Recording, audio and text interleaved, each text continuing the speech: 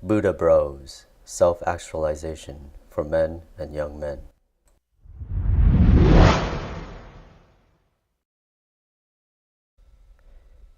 People think of meditation as something you do to relax. And these people are not wrong, because there are meditation methods that are all about relaxation. Vipassana is not one of those methods, especially in the beginning. The way they teach Vipassana at the 10-day retreat, which is done exactly the same way all over the world, is very intelligent. They deconstruct every aspect of the meditation and give you one element at a time so you can master one element before moving on. The way the curriculum is laid out actually reminds me a lot of the principles that Tim Ferriss discusses in his book called The 4-Hour Chef, which is actually a book about learning. There's another book by Josh Watkin, which is called The Art of Learning, and a lot of the way that Vipassana is taught reminds me of a lot of the concepts that Josh discusses in his brilliant book. I'll include my Amazon affiliate links to these books in the description below so you can check it out. In the first 3 days, what they do is they just prepare you for day 4, which is the day that you actually learn the first part of Vipassana meditation. The first 3 days are about developing or honing your awareness of your breath and sensations in your body, as well as your ability to sit still for an extended period of time. The importance of sitting still is to allow you to maintain focus, because when you move, you tend to lose focus. I won't go into the details of the technique here. I'll save that for later, when hopefully I will be able to provide some instructions to the technique. What I want to discuss is how my experience in weightlifting, my determination, as well as my love for the process, which I learned from The Art of Learning, that book I mentioned earlier, as well as other less brilliant book called Mastery by George Leonard, how all of these things allow me to make the most of my 10-day retreat. As I mentioned earlier, the first 3 days are just about preparing you to learn the Vipassana meditation technique. But they're actually the most difficult, in my opinion. I would say day 2 is probably the most difficult, and then things get easier from day 4 on. At least that's my experience, but that's partly because I don't have much emotional baggage. So I didn't experience any emotional turmoil from the Vipassana meditation. There were students at the retreat who experienced severe panic attacks as well as other emotional turmoil, and at least one student was unable to finish the course. The big challenge of the first 2 days is to withstand the pain in your back. For the first 3 days and into the first half of day 4, the meditation hall rustled with noise of students changing positions every few minutes.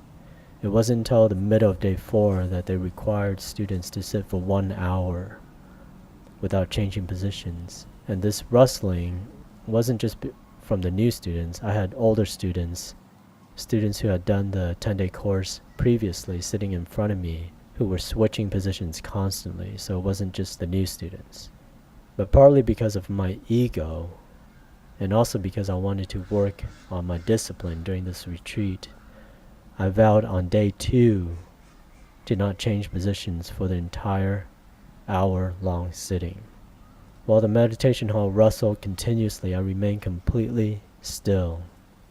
As you sit down, the pain in your back would start building about 5 minutes into the sitting and would get progressively worse. And in the first couple of days, an hour of meditation is a very, very long time. I kept expecting the hour to be over, but I would be off for like about 20 minutes or so every session in the first 2 days. Before I went on this retreat, the longest sitting I had was for 25 minutes, and this is while I'm sitting on a chair with a backrest. At the meditation hall, you could request to sit on a chair or lean against the wall. And there were some students who did that, but I just took what was given to me. So I didn't request, to sit on a chair or sit on backrest or anything. I just sat on the floor, without any backrest or anything. Anyway, getting back to my excruciatingly painful experience on day 2, when I vowed to sit for 1 hour without changing positions no matter what. I nearly gave up several times, but then was reminded of a video that Elliott Hulse did called the Transcendent Rep. If you haven't seen that video, you gotta check it out. I'm gonna include a link to that video in the description below. In weightlifting, the last rep you do is the most important rep. Elliott Hulse calls it the transcendent rep because you transcend your body to do the rep. He says that your mind and spirit have already done the rep. Your body just needs to do it. And I actually drew inspiration from this idea of the transcendent rep to not move a muscle even though it hurt like hell. At some point toward the end of the sitting, I just surrendered to the pain. I stopped fighting the pain, wishing the pain would go away. I stopped denying the reality of the situation and just accepted the situation as it is. That my back is in a lot of pain. I just surrendered to this reality. And the moment I did that, my back actually stopped hurting. I had read about the concept of surrender before, most recently from The Power of Now by Eckhart Tolle. I think he talks about surrender in the last chapter of that book. But sitting there surrendering to the pain, I actually experienced the wisdom of surrender. That was a pivotal moment for me during the 10-day retreat because it turned out that this idea of accepting the reality of the moment as it is without wishing it to be different or clinging to it because you don't want it to end is the key to Vipassana meditation. I experienced this wisdom on day 2, so by day 4, when it was explained to us, I really understood what was being asked of us on a very, very deep level. After I sat without moving for 1 hour, I was able to do it on the next sitting and all sittings after that without nearly as much pain. And by the middle of day 4, when all students were required to sit for 1 hour without changing positions, it was almost a piece of cake for me to do this. There was a moment on day 4 when the entire meditation hall was completely quiet for the first time, and that silence was momentarily transcendent. It was one of the stillest silence that I had ever experienced. There's something very peaceful about the dead silence in a hall of 80 plus people. In the first half of the 10-day retreat, I really pushed myself and exhibited a great deal of discipline. Whenever I would waver, I would reason that my whole purpose of being here is to learn this meditation, so I might as well take full advantage of all the time that I have to do what I'm here to do. In my blog, I posted a course schedule. There's basically 3 required 1-hour sittings per day and 2 other sittings that may or may not be required depending on the day. So altogether you have close to 11 hours of meditation per day. But I'm positive that no one is meditating on all of the times that is allotted for meditation. For the first half of the 10-day retreat, I meditated from anywhere between 8 hours and 10 hours a day. This might sound like it's easy, but it actually took a great deal of discipline on my part.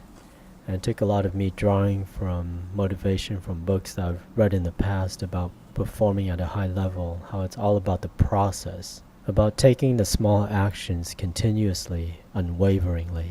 This is what led me to do a 2-hour optional sitting from 4:30 a.m. to 6:30 a.m. on day 5 without moving. And then on day 6 I did a 2.5-hour sitting without moving, sitting through breaks, meaning I sat through 2 meditation sessions. I actually almost stayed even longer because I didn't hear the bell ring to signal that it was evening tea break. So when I opened my eyes, I realized that I was the only person in the entire meditation hall. The reason I sat so long on day 6 is because I was experimenting. I actually did a lot of experiments during the 10-day retreat. On that occasion, my back wasn't hurting at all. My back stopped hurting actually after day 4. So I thought, why not sit through the break and see if anything special happens during a longer sitting. Turned out nothing special happened, but I think it's partly because I was kind of expecting something special to happen. So after this experiment, I decided to not do any more long sittings, and I took it much easier after day 6. I sort of slacked off towards the end of the retreat because I felt like I got the meditation technique. So I didn't feel like I needed to push myself any longer. I also got distracted by writing down instructions that were given out during the meditation. Instructions that got lengthier with each day. I think because I stopped pushing myself after day 6, I didn't go deep enough during the retreat. I think my best experience was in the middle of day 4 when we were given the first instructions to Vipassana meditation. Because it was still new to me, I was completely focused and I didn't have any wandering thoughts for the entire hour, which is something I never thought was even possible for that extended period of time. I was completely focused on executing the instructions without question. I just took action. I put one foot in front of the other, so to speak, without worrying about where I was going. And this is exactly the mindset you want to have when you do Vipassana meditation.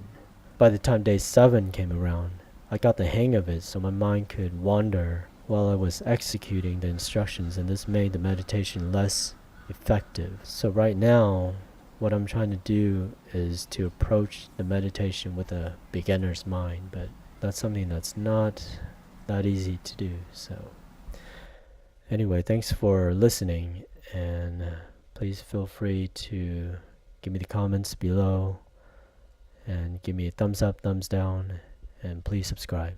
Wake up, get your shit together, brother.